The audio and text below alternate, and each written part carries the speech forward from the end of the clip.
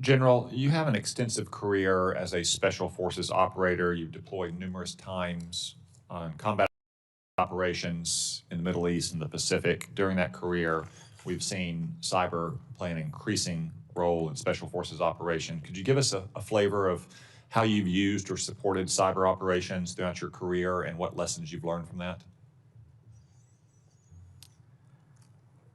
Yes, Mr. Chairman.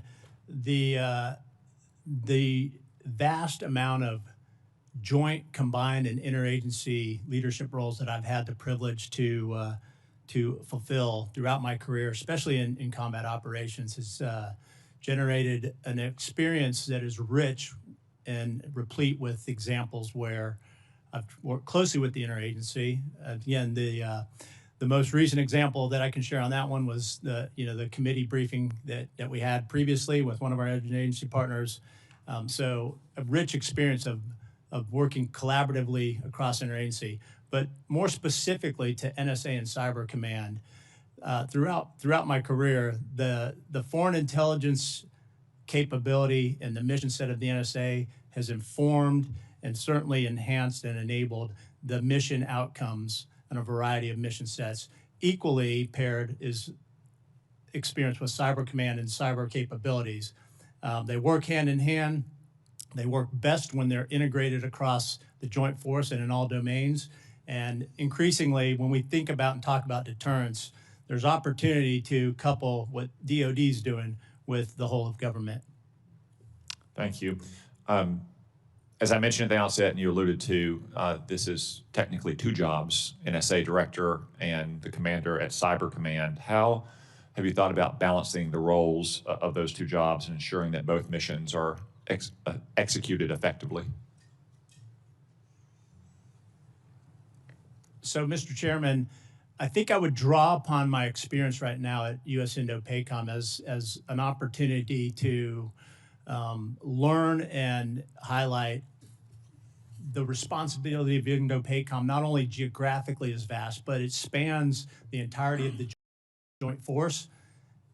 I would be responsible if confirmed for this. The scale and the size of it are manageable. What I would hope to do if confirmed is ensure that the unique capabilities, the unique authorities that both of these organizations bring to bear are fully integrated,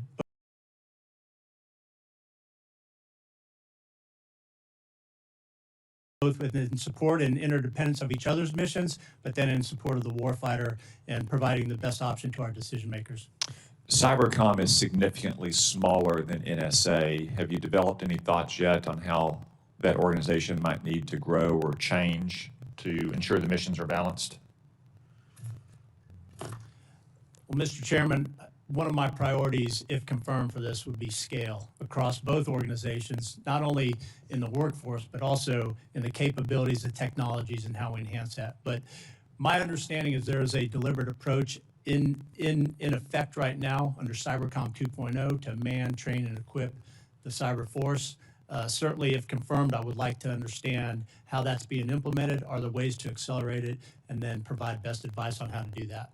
As the Vice Chairman noted in his opening remarks, FISA Title VII, specifically Section 702, expires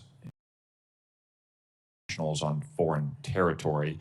Can you talk to us about how critical Section 702 is for the NSA's mission and how detrimental it would be if the authority expired? Senator, or Mr. Chairman, from an operational perspective, as you highlight, that foreign intelligence mission focuses on non-U.S. persons outside the U.S. As throughout my career and my firsthand experience as a consumer of that intelligence and enabler to those capabilities, it's indispensable. I know it's been critical to mission outcomes.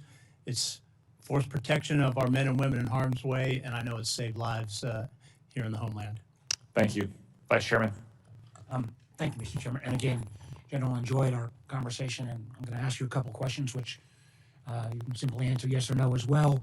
I have great faith that you will answer yes, but I want to make sure we get these on the record. First, do I have your commitment that if you're confirmed, that you will stand up for your workforce if they are unfairly targeted? Mr. Vice Chairman, you do. Thank you. Do I have your commitment? And this is one of the things I'm extraordinarily concerned about. You know, the IC's got to speak truth to power. And so do I have your commitment? You will always be candid with policymakers, even if you have to tell them something they don't want to hear? Mr. Vice Chairman, I will. And you do have my commitment. No, I think your record reflects that. One of the things, and again, I touched on this in my opening statement, where the Director of National Intelligence is suddenly appearing at a FBI raid around elections from, frankly, 2020, which I have no idea what she was doing there. But I am concerned that we've seen much of the election security infrastructure that was put in place extraordinarily well by the first Trump administration, where again, the NSA played a critical role, be dismantled. And there's no less threat from foreign adversaries about trying to mess with our elections. So do I have your commitment that if confirmed, that the NSA will continue to prioritize information sharing on threats to U.S. elections, on foreign threats to U.S. elections? Mr. Vice Chairman, you do. The electoral process is fundamental to our values, our way of life, and throughout my entire career, I've been committed to upholding those and protecting those. I think anything that poses a threat to the electoral process needs to be taken seriously. And if confirmed, Mr. Vice Chairman, I commit to working with the executive and the legislative on this. Thank you. Because again, the NSA in the 2018 through 2020 cycle played a very important role. This is something we've not talked about, but we all know AI has enormous potential, and both DoD and the intelligence community is looking to take advantage of those AI capabilities. But we also know that there's a number of the AI tools that still have a tendency to hallucinate, and with that tendency, sometimes it poses major security risks. I've been concerned that Secretary of Defense Hegseth has starting to unleash AI both across classified and unclassified networks, including models such as XAI's Grok model, which has got, again, more of a history of hallucination than most. If confirmed, will you ensure that appropriate policies are in place to safeguard DoD and NSA's critical mission, and that while we use these AI tools, that there are appropriate safeguards? Mr. Vice Chairman, this is a critical area of competition, and I know INDOPACOM is relying heavily on the adoption of AI, and I suspect and expect that Cybercom and NSA are as well. In fact, I know they are. My understanding and really the approach that we've taken with the adoption of these technologies is, while they are absolutely imperative to advancing our skill set as joint warfighters, enabling us decision superiority, we will never abdicate our responsibility to maintain those guardrails. The guardrail is the human on the loop or in the loop in terms of what those technologies are providing, what they're producing, and then how we apply them. So you have my commitment. Thank you. I Mr. look Vice forward to Chairman. working with you on that. Finally, and I know this was over at SASC, in the midst of looking around the table, I don't think any of my colleagues are as deeply involved in trying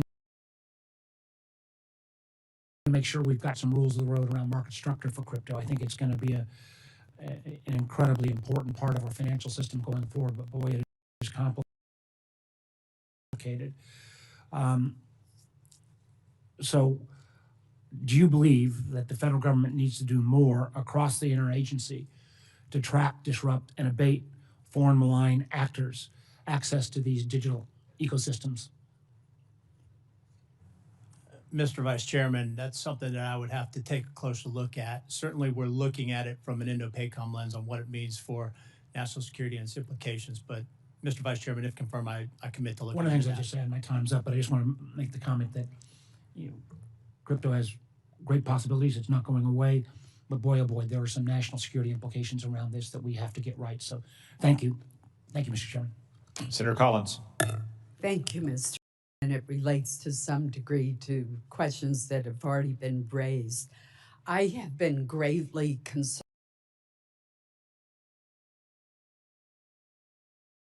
about cybersecurity issues affecting all branches of government, the private sector, and our critical infrastructure.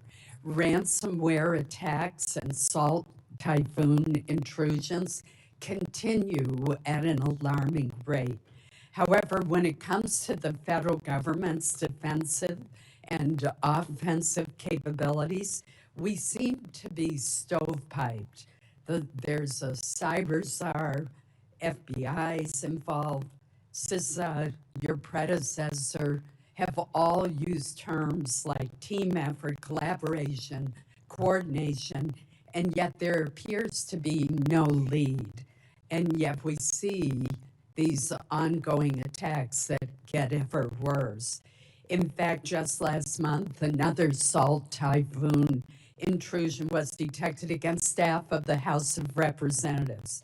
So we need to stop salt typhoon intrusions. We need to secure our critical infrastructure from being taken over by hostile actors.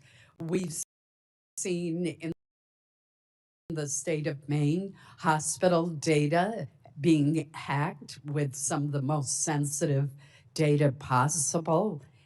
What can we do to detect, seize, and get ahead of these cyber intrusions?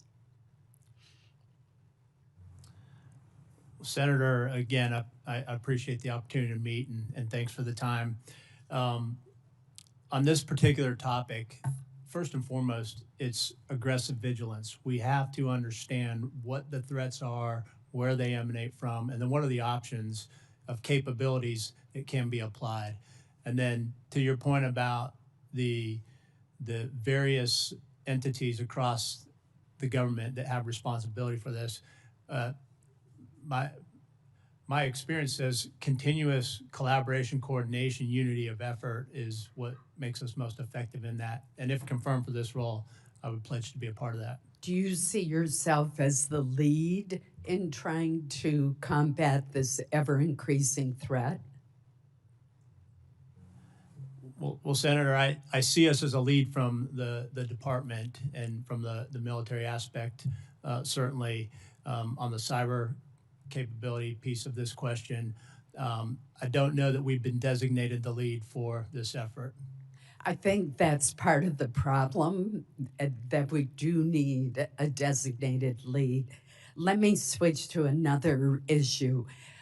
We understand that the Department of Defense has prioritized the effective adoption of artificial intelligence to secure American military AI dominance. My understanding is that this is meant to help drive efficiencies and improve decision-making. The adoption of these technologies, however, is not without risk. It has the potential to introduce significant cyber risk if the AI systems themselves are not properly protected and managed. As the incoming director of NSA and Cyber Command, how will you bridge that gap between the adoption of AI and AI security? Senator, I think that's a critically important topic, and with any new technology, there's always risk, but what I see in this particular technology is an imperative that we adopt it, apply it, understand it, and to your point, how do you secure it? I know there's efforts going on right now within NSA around AI security that extends through collaboration and intel-driven recommendations to commercial partners, and certainly we have to make sure that we protect that. Thank you. Thank you, Mr. Chairman. Senator King. Thank you, Mr. Chairman. General, we have talked in the past about this question of cyber, and one of the huge gaps in our cyber policy in this country is the lack of any cyber deterrent. Our adversaries pay no price for their attacks, whether it goes back to the Sony hack or the recent Volt and Salt typhoon. Do you believe that it would be important for us to establish a deterrent strategy that our adversaries would be aware of and would color their decision-making as to whether or not to launch an attack, a cyber attack against this country? Hey, Senator, thanks for the opportunity to meet, and I appreciate the opportunity to revisit this topic. The short answer is yes, I do.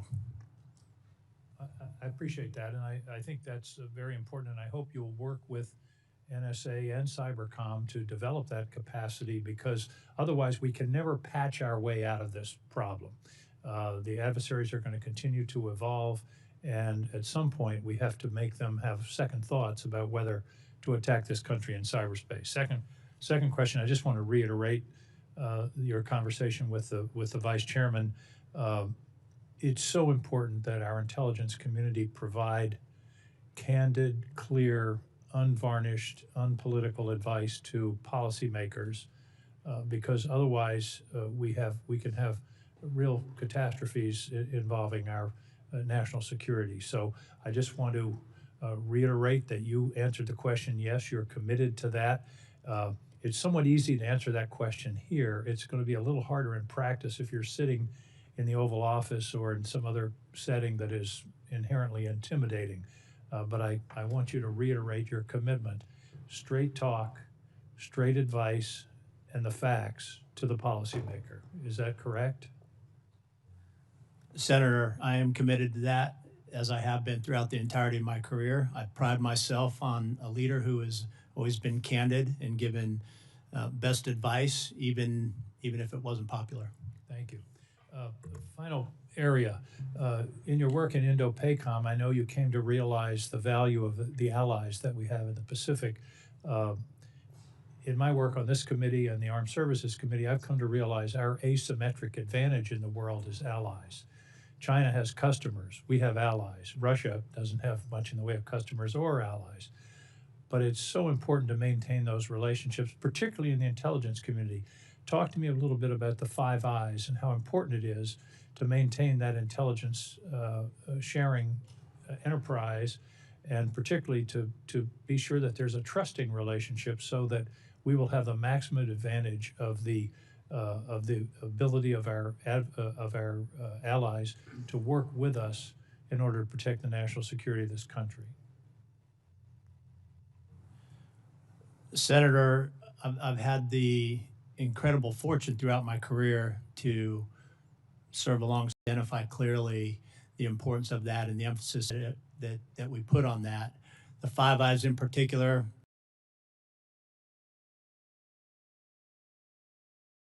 so my closest colleagues in professional relationships are within that community, and certainly rely upon them. As it relates to Indo-PACOM, it's a daily effort. We have embedded liaison officers from throughout our allies and partners within the region, and it's a consistent engagement. We operate together, we exercise together, we train together, and that's part of our strategic approach to delivering deterrence. It's true, is it not, that allies are a tremendous force multiplier for our ability to have our policies respected and have our national security protected? Senator, I think that's a great way to characterize it. Thank you. I'll leave it at that when he leaves the question. Senator Langford. Sharon, thank you, General. Thank you. Thank you for your decades of service already to the nation and for stepping up into this role. It's a tough role. We'll have lots of conversations in the days ahead, but they won't be in open settings like this. So I think it'd be helpful just for you to be able to articulate what do you see as the principal threats that NSA needs to be focused in on? As you look around the globe and the issues that are out there in this open setting, what would you see as some of the principal threats? Yeah, thanks, Senator. My assessment aligns with our national security strategy and national defense strategy and how we articulate the priorities. Certainly from where I sit at U.S. Indo-PACOM, day in and day out, China, Russia, North Korea. Those are all critical threats that we pay attention to, varying degrees of how we characterize those and how we prioritize those. But I think it's pretty clear that those two state actors, certainly Iran, continues to pose concern and threat to the nation. I would couple alongside with that, violent extremists will be an infinite problem, and I think increasingly narcotics and narco-terrorists. Okay, thank you. I want to follow up on Senator King's question to you as well. I have a similar question dealing with how we prepare for a response and a deterrent. You would have the unique responsibility of preparing a portfolio for the president if we have a cyber attack to be able to hand to the president, here are the options. Then he has to obviously make the decisions on that. But you'll have the role of actually handing that to him and saying, here's a set of options. So my question to you is, what do you plan to do to be able to prepare that set of options? What are your boundaries and limitations for the options that you would hand to any president? And to say, these are the options that you have that fall within legal bounds, but that also are an effective deterrent. Well, Senator, I think it speaks to how I would frame my priorities if confirmed for this in the initial approach. Obviously, making an assessment of where the organizations are at, but first priority is speed. Second one is scale. The next one is innovation, and then integration. We've got to move as fast as we can to ensure that we've got the right technologies, the right capabilities, and able to generate multiple options. We need to be able to scale those options, and not only just scaling within the size of the workforce, as we mentioned relative to Cyber Command size. Certainly, there's an approach by the department to address that. But I think increasingly we look at other partnerships as a means to scale. Innovation, as I highlighted in my opening comments, that is an asymmetric advantage, and that is something we as the United States do better than anybody. So we have to continue to harness innovation. As a leader, I would empower the workforce to explore, test, try, fail, and figure out what's working. And then ultimately, those capabilities and options have got to be integrated. They've got to be integrated across the joint force. They've got to be integrated in all domains, and increasingly, those options should be provided that enable us to integrate and pair those with other elements of national power. Okay, it's helpful. You've been a consumer of some of the intelligence information that's come across your desk and trying to be able to prepare for operations. I'm a consumer of intelligence documents as well. I've noticed over the past 10 years among some of our agencies that the documents and the analysis has gotten safer and safer and safer in the way that it's written. Sometimes I read some analysis and I read it twice and think, this doesn't say a thing. This is supposed to be telling me something, and I can't tell what this is trying to tell me because it's written so safe in it. One of the challenges that I would have before you is at NSA and with your analysts and folks, and that there is a sense of permission to say it frankly, even at times.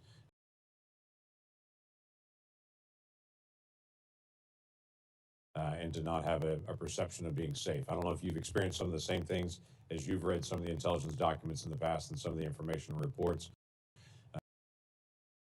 But I would encourage you to say it frank instead of safe when it comes out of your analysts. You don't have to respond to that one way or the other on it because you'll have to be able to lead it. One last question that I had is a follow-up on what the chairman was saying on 702. I think what I'm looking for anything is clarifying for the American people the protections that have been put in place in statute to protect the American people, that no one is spying on them, but also making it clear that this is an essential authority that we have to protect the safety of the nation. I'm looking for not just someone who will stand up and say, yes, we need that, but someone who will be an advocate for 702 to be able to explain it to people that need to hear it and to be able to articulate how the American people are actually protected by 702. Is that you? Senator, if confirmed, certainly I would do everything I can to provide the best advice as we look to reauthorize or extend this critical authority. Right, thank you. Thank you, Mr. Chairman. Senator Wyden. Thank you very much, Mr. Chairman. General, enjoyed talking with you, and I think you know that one of the key issues for me in this position is basically adhering to what Ben Franklin was talking about, who said anybody who gives up their liberty to have security doesn't deserve either. And that's what we talked about. And I want to, as we talked about, get into some more kind of specifics, not to like pin you down or something, but to get a sense of where you're actually headed on striking that balance that I think is so essential. So the administration, a number of months ago, secretly decided that its agents can break into homes without a judicial warrant. Basically, they said the Fourth Amendment doesn't matter anymore. So here's the question, a little bit broader than I talked about with you yesterday, so we can see if we can find some common ground. And that is, General, if you are directed to target people in the United States for surveillance, will you insist that there be a judicial warrant? And I would like to have a yes or no answer. The opportunity to speak with you yesterday. Certainly this question speaks to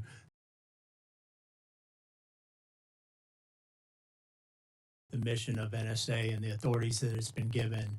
What I can tell you, Senator, is that if confirmed, I will absolutely commit to executing the foreign intelligence mission of the NSA in accordance with the authorities that it's been given and within all applicable laws.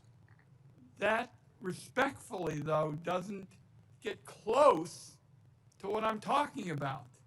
I mean, that is about as vague as anything I've heard on the subject, and it seems to me that unfamiliarity with basic constitutional rights is not something that can be accepted in this position.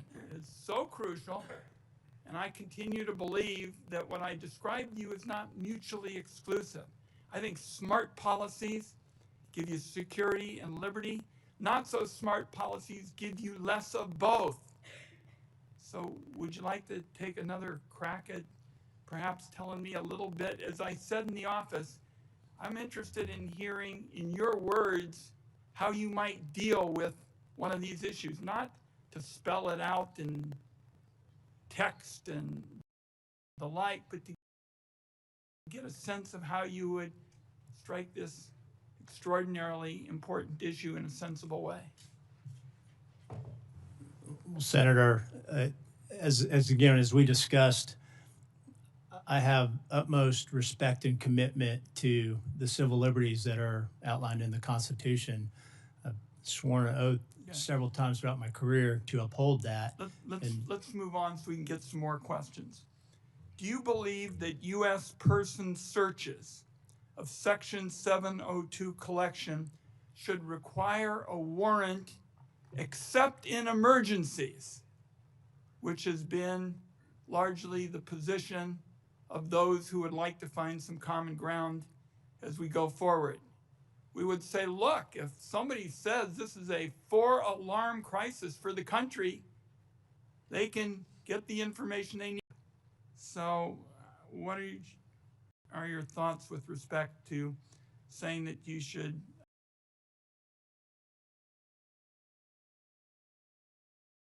have a warrant except in emergencies? Well, Senator, that's a topic that I'd need to look into and get a better understanding to give you a more fulsome and complete answer on that one. Again, what I would highlight, though, is supreme confidence that the men and women of the NSA are committed to protecting civil liberties and privacy of American citizens.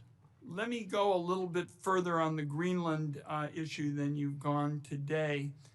Donald Trump's threat to invade Greenland is just one of many ways, in my view, we would damage NATO. You talked about the importance of intelligence relations and intelligence relationships. How concerned are you that these relationships could be damaged by the current tensions that we are talking about now with Greenland?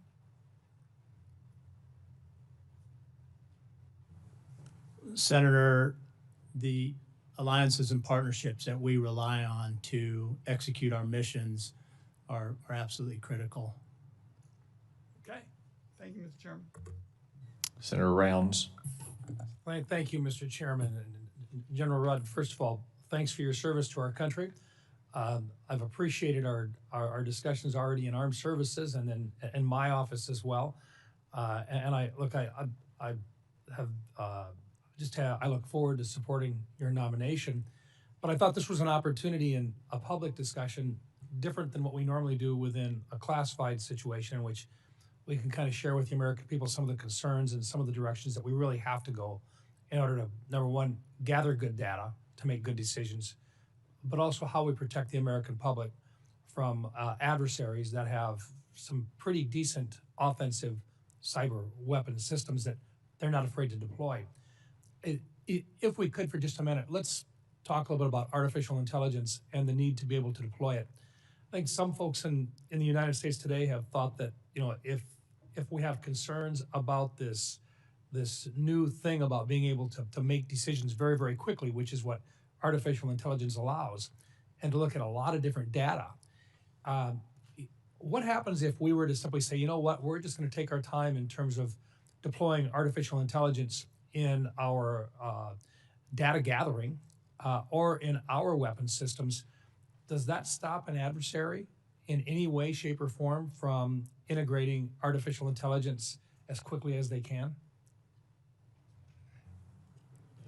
Senator, it wouldn't, and I think this is an area of competition that we have to accelerate in.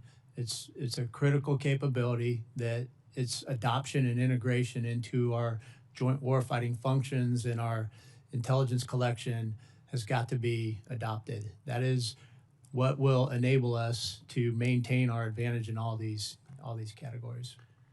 Would it be fair to say that in any warfighting situation, speed can make the difference between a life and death situation? Senator, that's certainly my experience. So you've been around the horn a little bit. You've been with young men and women that have been in harm's way. Would it be fair to say that if we deploy our tools faster than the bad guys can at a strategic level, and we provide assistance to our young men and women in uniform at a faster pace, and give them more information more quickly than what an adversary can, that we save lives? Senator, I would agree with that. And again, the examples you give are very personal to me. I understand what it means to command forces in harm's way and what it means to make decisions quickly so that we protect our forces. But I would offer, increasingly, this is a strategic advantage. Our decision-making, our speed, and our ability to outthink and outmaneuver the enemy before there's conflict is critically important as well, Senator. I'm going to bring this down now to a little bit more direct level. And we've talked about 702 and about the need, and I fully support the continuation of 702 operations. A huge amount of the data that we're able to collect overseas to be able to give our warfighting teams an advantage is because of what we collect using 702. I know there's always a concern that we not collect any information on U.S. citizens. But can you talk a little bit about what it means to a young man or a woman who is on the front lines and the ability for us to be able to know in advance what a bad guy is going to be doing near or around their areas, and how critical it is that we take advantage of those opportunities to collect that data and not tie the hands of those individuals that collect it? Senator, I would again offer my personal experience as a warfighter, where I know that authority has enabled NSA to provide timely foreign intelligence to the warfighter that has saved lives. Thank you. Let me go one step farther now with regard to artificial intelligence. We've got to be able to collect as much data as we can, as quickly as we can. And yet in order to do that, we can't simply rely on what we call government sources. We've got to be able to work with the private sector. A huge amount of the data that's out there right now in terms of being able to make AI work even faster at the cutting edge is coming from private sector initiatives. Can you talk a little bit about how important it is to be able to integrate the private sector into our systems to make us faster than the adversaries? Senator, it seems reasonable that would naturally accelerate and enable scale What I would also highlight is that as we do that, again, the same respect and safeguard for civil liberties and private data need to be adhered to. Thank you. Thank you, Mr. Chairman. Senator Kelly. Thank you, Mr. Chairman. Just like Senator Rounds, I wanted to talk about AI and FISA 702. I got one other topic. Just want to start by saying that I have a legislation with Senator Warner and Cornyn and Langford called the Enable IC Act, which is going to get us moving faster on this, and also an Advanced AI Security Readiness Act, which is going to help with something you talked about, General Rudd, the private sector more involved here.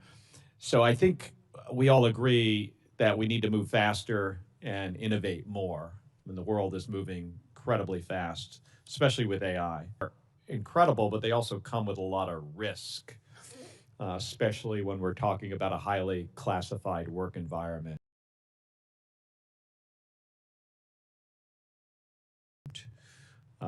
And highly classified data. So can you talk a little bit in more detail about how you're going to approach integrating AI and other tech tools into NSA systems that we currently have while guarding against the risk? Senator, I would offer on risk, the first way that we mitigate risk is to understand it. Where are the risks? Where do they exist? And then what do we need to do to ensure that we are continuously assessing that we've provided a solution to that? Within the realm of AI, obviously the data is a key part of this, but then also equally important, a layer of cybersecurity around that. So how do you ensure that the data is authoritative? How do you ensure that it's feeding the right models? But equally important, coupled with that, is the ability to protect that data. My understanding is that NSA has that responsibility. They're executing it very well. And certainly, Senator, if confirmed, it would be a high priority of mine to ensure that we continue to do so. And General, also, one priority I think you're going to need to put somewhere near the top of the list, and I know one of my colleagues brought up the election threat issue, but certainly AI being used by our adversaries against us in an election is going to be, I think here in 2026 is going to be more significant than what we've ever seen before, and certainly in 2028. On the FISA 702 question, we're going to have to reauthorize it here pretty soon, just a few months. I don't think the public understands what this is. I mean, we're talking about something, an acronym with a number and a letter after it, and it just seems something that's, out of reach for most people. Can you try to explain here in just about 30 seconds or so why this should matter to the average American? Senator, in as plain as language as I can put it, is first and foremost, it is the collection of foreign intelligence against non-U.S. persons who are located outside of the United States. And again, what I've experienced in my career is that this provides the warfighter, the decision maker, the ability to have critical insight into threats that enables decision making. And again, we've talked about speed. Critical to speed is a deep understanding. But for a family, hardworking American family, and they shouldn't have to pay much attention to this. How does it affect them? Like, what are the consequences to them and their children, let's say a few months from now, if we did not reauthorize 702? Well, Senator, again, in my experience, is quite simply, it saves lives. Save lives? Could we be potentially talking about their lives, the lives of their family members, friends, coworkers?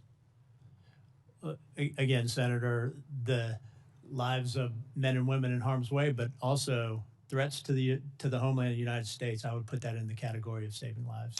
Yeah, and I agree with you. And I think that is a key part of this. This is an authority that the intelligence community has, but the reason it has it is it keeps Americans safer. Not just the IC, not just DOD, not people that are regularly in harm's way. It results in safety for the American people. Thank you, Mr. Chairman. Senator Budd. Thank you, Chairman. General, thanks for your years of service. I enjoyed our conversation in the office a week or two ago. You know, we talked a lot about this morning and in that conversation in the office about the many hats of this role. And you certainly have the experience to do that, but I understand that in a peacetime.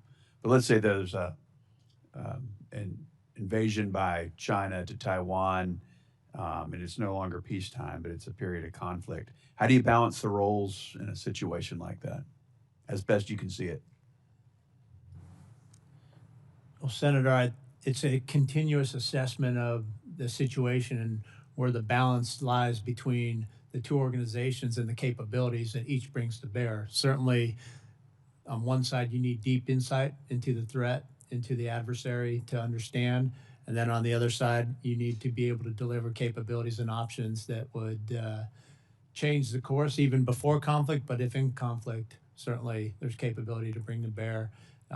There's obviously a constant awareness and understanding of that, but I think the current construct puts us in a position that enables unity of command, unity of effort to make decisions over those two rapidly.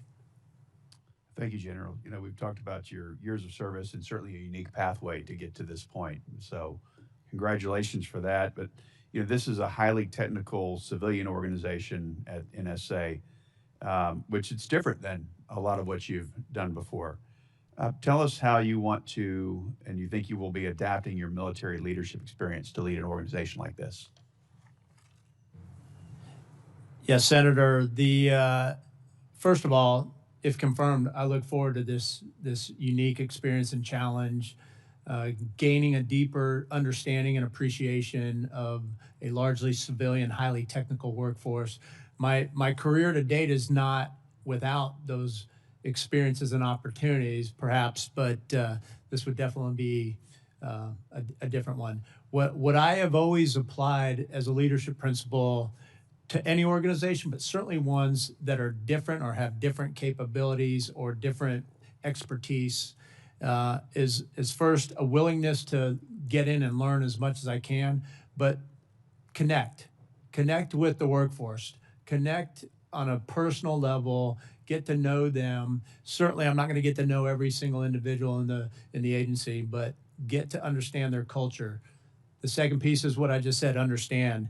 And in doing the connection and understanding with the workforce, it enables a leader to best position themselves to empower, to enable, and to really harness what their capability, their incredible expertise is. And certainly, if confirmed, I look forward to applying that with this organization. Thank you, General. You know, there's an executive branch policy where the NSA is prohibited from producing and disseminating finished intelligence. I found that interesting.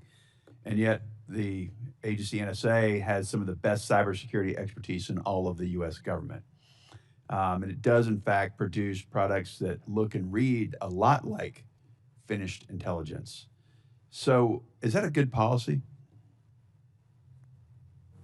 Yeah, Senator, that's something that I would want to take a look at and come back to you with a recommendation on. That's my next question. So you will commit to looking at that to see if that policy needs to be modified? Senator, if confirmed, I'll look into it. Thank you. You spend a lot of time in the Indo-Pacific. Where do you see opportunities to work with our partners like Japan, the Philippines, Taiwan, to build capacity in against cyber threats, and how could we cooperate with them more? Senator, we're doing it on a daily basis. Certainly, there's opportunity to do more, but there's a very deliberate approach and campaign plan to working with our allies and partners. I think there's tremendous opportunity to do more. Certainly on the cyber front, and if confirmed, I would look forward to exploring those opportunities. Thank you, General. Senator Gillibrand. Thank you, Mr. Chairman. For nearly a decade, the intelligence community produced a steady stream of relevant intelligence on foreign threats to U.S. elections, informing congressional policymakers. Will you commit to continuing to produce and disseminate intelligence reporting made available to Congress on foreign plans, intentions, and activity targeting U.S. elections? Senator, the electoral process is fundamental to our democratic values and Americans writ large. And I've committed throughout my career to serve, to defend, and uphold those values.